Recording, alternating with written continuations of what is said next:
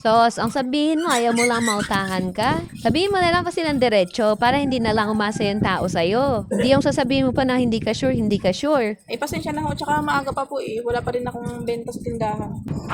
Ay, nako. Malaki-laki pa yung bayaran ko sa ano. Pinang-abono ko dito sa grocery. Sige, Mare, dito muna ako. Ay, Bibe, Po, ante? may ipapakiusap sana ako sa'yo.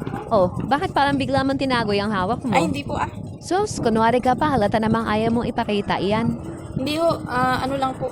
Ano lang, akala mo naman mautang ako sa'yo. Grabe ka naman sa akin. Hindi, ante. Kung makatago ng binibilang niyang pera, akala mo naman kukunin ko. Anong tingin mo sa akin? Ganon ka mukhang pera? Ay, huwag kang ganyan sa tao. Ano po ba yon? May ipapakiusap sana ako sa'yo kasi may darating dito sa bahay namin. Eh, aalis kasi ako. Baka po pwedeng Ano ano... po ba yon? Sandali nga. Kung sadya nyo. May tao kasi pupunta dito sa bahay. Ikaw muna yung mag-ano.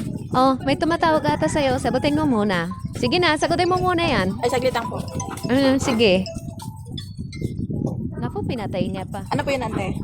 Ayun nga, na ako may pupunta dito sa bahay na tao, aalis nga ako, may kiusap sana ako sa'yo. Eh, matatagalan pa ako umuwi eh. Tapos? Eh, collector kasi yun, ipapakiusap ko muna sana sa'yo na ikaw muna yung mag-abot sa kanya ng pangbayad ko. Total, may benta ka naman kagabi. Ay, ako ante, hindi ako makakasigurado dyan kasi, pambayad ko po itong benta ko kagabi dun sa, sa utang ko nung nag-grocery ako. May utang po kasi ako. Sariling tindahan mo na, nagkakautang ka pa? Pa-imposible naman yun. Eh, ganun po talaga. Kahit sariling tindahan po yan, nagkakautang din po.